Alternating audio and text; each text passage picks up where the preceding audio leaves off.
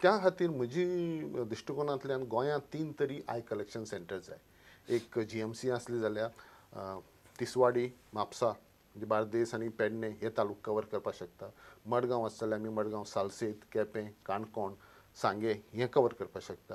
आनी बिचोली, वाळपय, सांखळे ह्या साठी एक जर गव्हर्मेंटान आय कलेक्शन सेंटर घेतलें किंवा आमकां तो अधिकार दिलो जाल्यार आय कलेक्शन वेवस्थीत जावपाक शकता. मागीर ट्रान्सप्लांट करपाची खूब पद्दत म्हणजे कोणाकय जाय तांकां करपाची हें आसा. हे आय बॉल हे कॉर्निया काडटकीर ते MK मिडियम हातूंत घालचे पडटात आनी ते ट्रान्सपोर्ट करपाक विमानान फुकट आनी ऑन टॉप प्रायोरिटी सुविधा दिल्ली आसा.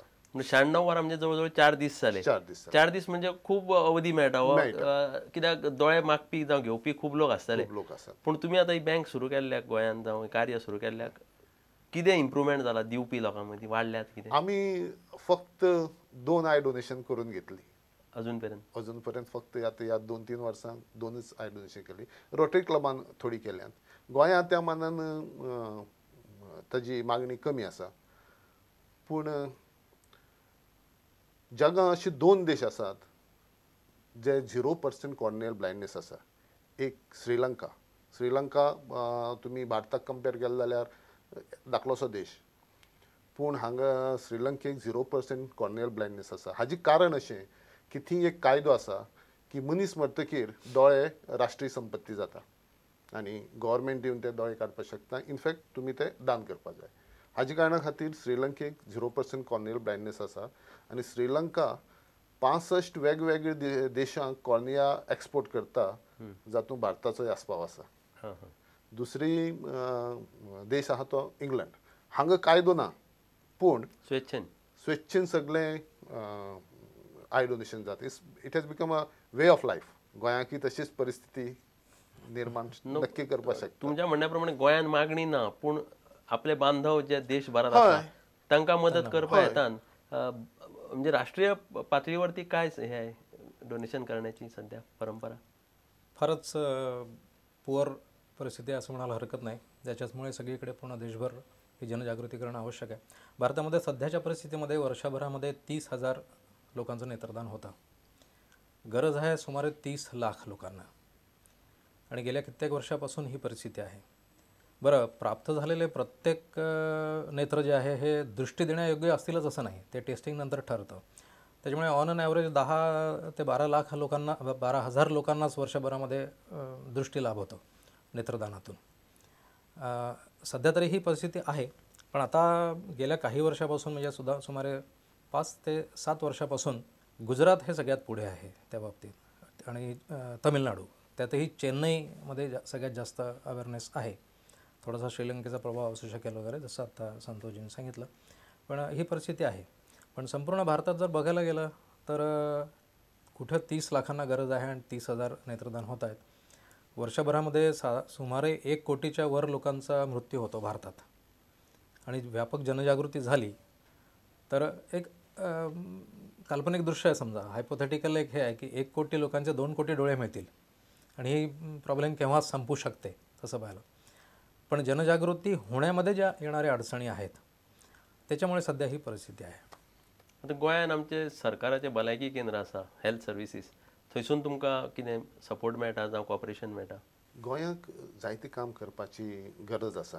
एक म्हणजे ह्युमन ऑर्गन ट्रान्सप्लांट एक्ट जो आसा तो गोंयांक ना, तो पयलीं आमकां एक. तुमी ह्या संदर्भात म्हणजे रोटरी क्लब जावं तुमी सक्षम सरकारा कडेन केन्ना उलोवणी केल्या? आमचो प्रयत्न आसा. आमी डायरेक्टरा मेळ्ळ्या त्या प्रमाणे हें आसा आनी आमकां 3 तरी आय कलेक्शन सेंटर दिवची हाजे बद्दल आमची उलोवणी चालू आसा. आय बँक GMC करपाक शकता. आय बँकेचें काम GMC करपाक शकता. रोटरी क्लबास तांचेय करपाक शकतात. सो आय कलेक्शन जरी आमकां जबाबदारी दिली जाल्यार आमी ती करपाक शकतात. मडगांव आमी आतां गेले ते 17 फेब्रुवारीक आमी सक्षम जावची ऑफिस चालू केलां. म्हणजे एक ताका एक बेस मेळटा, ह्या कामाक एक बेस मेळटा आनी हें अब्रार आमचें जें मशीन आसा तेंय आमी जवळ जवळ 50 भुरग्यांक दिवपाची विचार केला. टेक्निकल नॉलेज शिक्षण काय आहे आपलं मला माहीत नाही, पण तुम्ही हे जे अब्रार युनिट केलं आहे तयार, तो काय आणि त्याचा काय फायदा होतो ॲक्च्युली? ही गोष्ट खरी आहे की म्हणजे अशा गोष्टी तयार करण्याकरता लागणारं टेक्निकल नॉलेज म्हणजे ॲकॅडमिक क्वालिफिकेशन वाईज माझ्याकडे नाही आहे. पण मी सायन्स ग्रॅज्युएट आणि बँकिंगचे ॲडव्हान्स कोर्सेस सगळे बँकिंगच्या सॉफ्टवेअरच्या बाबतीमध्ये केलेले आणि मला या क्षेत्रामध्ये इंटरेस्ट होता, म्हणून बऱ्याचशा गोष्टी मी स्वतः एक्सप्लोअर केल्या. आणि काही वर्ष आम्ही नागपूरला ऑडिओ बुक्स लायब्ररी अंध लोकांसाठी जी सुरू केली होती 2004मध्ये. त्याच्यामधून आमच्यासमोर बऱ्याच त्यांच्या समस्या लक्षात आल्या. भारतातल्या इतर सगळ्या अंधांसाठी काम करणाऱ्या संस्थांशी संपर्क केल्यानंतर काही कन्क्लुजन्स आम्ही काढले. ही म्हणजे सध्याची जी परिस्थिती, त्यावेळाची परिस्थिती होती ती अशी होती की त्यांच्यासाठी ब्रेल लिपीची पुस्तकं फार कमी प्रमाणामध्ये तयार होणे. म्हणजे भारतामध्ये फक्त 20 ठिकाणी ब्रेलची पुस्तकं तयार होतात. 1 कोटीहून अधिक लोकसंख्या अंध लोकांची आहे, पण फक्त 20 ठिकाणी ब्रेलची पुस्तकं तयार होतात. ब्रेलची पुस्तके ही उच्च शिक्षण म्हणजे जिथे हायस्कूल ऑनवर्ड ज्या ठिकाणी शिक्षण होतं तिथे मग ब्रेलची पुस्तकं जास्ती कामाला येत नाहीत. तिथे ऐकून त्यांना अभ्यास करावा लागतो आणि ऐकून अभ्यास करण्याकरता ज्या सोयी होत्या त्या ऑडिओ कॅसेट्सच्या रूपामध्ये होत्या.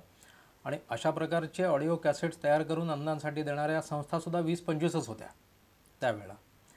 आणि एकूण अंध विद्यालय 250-300हून जास्त नाही.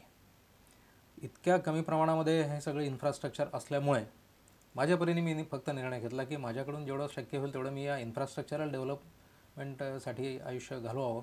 आणि त्यांच्या ह्या सगळ्या गोष्टींचा अभ्यास केल्यानंतर माझ्या लक्षात आले की कॅसेट्स ह्या काही वर्षानंतर ऑब्सोलीट होणार आणि आता झाल्यात. आता प्रोडक्शन जवळपास थांबलेलं आहे. त्याच्याऐवजी त्यांना डिजिटलमध्ये CDs तयार करून दिल्या जातात.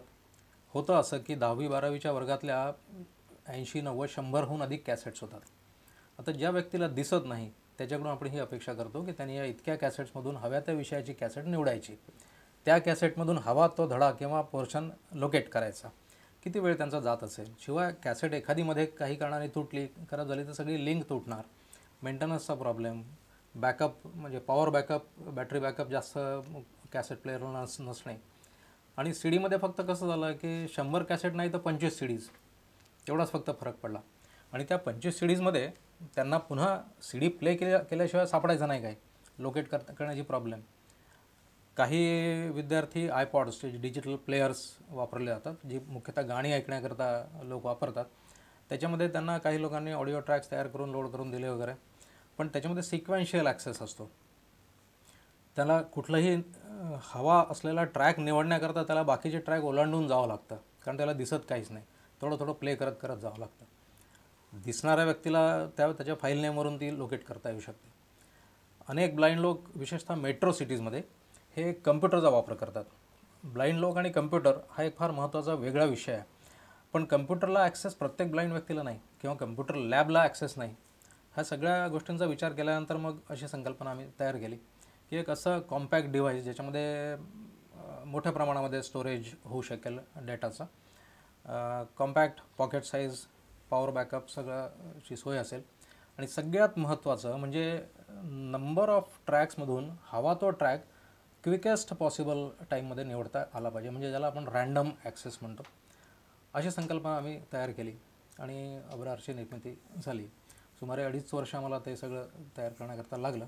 आणि आता हे डिव्हाइस असं तयार झालेलं आहे जे भारतातलं अशा प्रकारचं पहिलं उपकरण आहे जे खास अंधांसाठी डेव्हलप झालेलं आहे. सो याचा वापर एकदम साधा आहे. वापर एकदम सोपा आहे. म्हणजे ज्या व्यक्तींना वापरायचं आहे, म्हणजे अंधांना वापरायचं, त्यांना मोठ्या मुश्किलीने 10 मिनिटामध्ये ते सगळं समजून जातं, कारण ते त्यांच्या दृष्टीनेच तयार केलं आम्ही. म्हणजे न बघता त्यांना कुठलाही पुस्तक निवडता आलं पाहिजे, कुठल्याही पुस्तकातलं कुठलाही चॅप्टर निवडता आलं पाहिजे. चॅप्टर म्हणायचं कारण असं की तसं पाहिलं तर टेक्निकली कस्टमाइज्ड ट्रॅक्स असू शकतात. ते चॅप्टरच्या जागी पॅराग्राफ वाईज ट्रॅक्स तयार करता येतात, पेज वाईज ट्रॅक्स तयार करून टाकता येतात. त्यांना जशा पद्धतीने हवे आहे तशा पद्धतीने टाकता येतात. पण जनरली त्यांच्या आत्तापर्यंत जे ऑडिओ बुक्स तयार होत आले ती चॅप्टर वाईज होत असल्यामुळे त्यांना चॅप्टर वाईज ते ॲक्सेस करता येतात आणि कुठलाही भाग त्यातला पटकन त्यांना निवडून तो हे करता येऊ शकतं. अशा प्रकारचं ते डिव्हाइस आहे. त्यात रेकॉर्डिंग पण होऊ शकतं. अनेक मुलांनी याचं पहिलं व्हर्जन जेव्हा आम्ही लॉन्च केलं होतं जे फक्त प्लेअर मॉडेल होतं. तर त्याच्या लिमिटेशन्स होत्या. 2 तासामध्ये 60 तास ऐकू येईल एवढा ऑडिओ होता. आणि त्याचं प्रदर्शन अनेक शहरांमध्ये केल्यानंतर खूप सूचना आल्या, सजेशन झालं की अशा प्रकारचा विचार आजपर्यंत झाला नाही आणि हे जर असं असेल तर आणखी अशा गोष्टी टाकल्यानंतर आम्हाला हवं तसं ते पूर्ण होईल. त्यातला एक महत्त्वाचा होता की क्लासरूममध्ये जेव्हा लेक्चर चालू असतं तर सायटेड विद्यार्थी नोट्स घेतात, आपण लोक नोट घ्यायचो, पण त्यांना ब्रेलमध्ये नाही घेतात तेवढं. तर लेक्चर जर रेकॉर्ड करून घेता आलं आणि ते लेक्चर्स मग सगळे विषयवार अरेंज करून घेता आले तर लेक्चर ऐकून सुद्धा अभ्यास करता येऊ शकेल. त्यामुळे त्याच्यामध्ये रेकॉर्डिंगची पण सोय झाली. 900 ट्रॅक्सपैकी कुठलाही पुन्हा ऐकण्याकरता आवश्यक असलेला ट्रॅक पटकन निवडता यावं याच्याकरता फेवरेट चॅप्टर्सचं मार्किंग त्याच्यामध्ये आहे. इन्स्टंट ॲक्सेस आहे. बंद केल्यानंतर एक ठराविकच चॅप्टर जर तो मागे ऐकत असताना पाहिजे असेल तर तो पटकन सुरू होतो. अशा अनेक सोयी आहेत. हे केवढ्या किमतीत उपलब्ध आहे? हां, किमतीच्या बाबतीमध्ये असं आहे की ज्यावेळेला पहिल्यांदा आम्ही हे लॉन्च केलं होतं त्यावेळेला हे सगळं मिळून त्याची किंमत जो सुमारे म्हणजे पूर्ण किट असते याची एक, ज्याच्यामध्ये मेमरी कार्ड असतं, हेडफोन्स असतात, ॲडॅप्टर असतं, बॅटरीचे सेल्स असतात, इतर त्याला एक स्पेशल पाऊच वगैरे अशी पूर्ण किट असते. तर ती 6,000 रुपयाला पडत असेल. आणि हे कमर्शियल प्रोडक्ट नसल्यामुळे आम्ही आमच्या अवेलेबल फंडांमधून ते हळूहळू कन्स्ट्रक्ट करून घ्यायचो. 10 पीसेसचं सायकल, मग 20चं केलं, मग त्याची किंमत 5,500 केली. पण यावर्षी आम्हाला एकदम एक मोठा बूस्ट मिळाला. तो म्हणजे सेवा इंटरनॅशनल, जी NRISची संस्था आहे अमेरिकेमध्ये, त्याचं म्हणजे भारतामध्ये मुख्यालय आहे. त्यातले बर्मिंगहमचे लोक युनायटेड किंगडममध्ये 5,000 मेंबर्स आहेत त्यांचे. त्या लोकांनी ठरवलं, याचं पूर्ण माहिती सगळी घेतली त्यांनी आणि त्यांनी असं ठरवलं की यावर्षी 1000 मुलांना भारतामध्ये हे उपकरण द्यायचं. आणि त्याच्यामुळे आणि ती प्रोसेस सुरू झाली. त्याच्यामुळे आता ह्याची किंमत आम्ही आणखी खाली आणली. ती 4,650मध्ये आम्ही हे उपलब्ध करून देऊ. तुम्हाला बल्क ऑर्डर मिळायला लागली आता असं म्हणायला हरकत नाही, म्हणजे हे व्हायला लागलं. पण आम्ही एक विशेष योजना लॉन्च केलेली आहे त्याच्यामधूनच. आणि त्या योजनेमध्ये जी मुलं येतील त्यांना आम्ही 1,500 रुपयाला हे देणार, म्हणजे 1,500 रुपयामध्ये त्यांना पडेल. आम्ही त्या मुलांकडून किंवा त्यांच्या पॅरेंट्सकडून अपेक्षा नाही करत की त्यांनी 1,500 रुपये आणावे. शक्य असेल तर ठीक आहे, त्यांच्यासाठी आम्ही प्रायोजक शोधून ते त्यांना उपलब्ध करून देण्याचा प्रयत्न करतो आहे. अशा प्रकारे आता हे झालेलं आहे. त्यातच आत्ता नवीन एक डेव्हलपमेंट असं झालं की पुण्याची एक कंपनी आहे, त्यांनी पण 50 अब्रार स्पॉन्सर करायचं ठरवलेलं आहे. USA मधून ओरिसामधली जी काही IT प्रोफेशनल्स आहेत जे USA मध्ये आहेत त्यांनी कॉन्टॅक्ट केला आणि त्यांनी इच्छा व्यक्त केली की ओडिसामधल्या सगळ्या अंध विद्यार्थ्यांना अब्रार त्यांना द्यायची इच्छा आहे. असं आता सुरू झालेलं आहे. तर सुरुवातीक सांगला त्याप्रमाणे देवान जो निसर्ग घडयला त्या निसर्गातले तरेतरेचे रंग मनीस जर पळोवंक शकना जाल्यार ताजे जिवन म्हणजे एक काळोख, एक ब्लॅक अँड व्हायट पिक्चर कशें, ते ब्लॅक अँड व्हायटूय म्हणून फक्त ब्लॅकूच पिक्चर अशें म्हणचें पडटलें. ह्या खातीर ज्यो संस्था वावुरतात नेत्रदान घेवपाक करून ताजे बद्दल आमी थोडीशी हांगा म्हायती घेतली. आपण आमच्या स्टुडियोमध्ये आला, संतोष बाब तुम्ही आयले, आमकां थोडी म्हायती दिली, त्या बद्दल धन्यवाद. नेत्रदान करात, दृष्टी दियात. जय नेत्रदान. नेत्रदान श्रेष्ठ दान.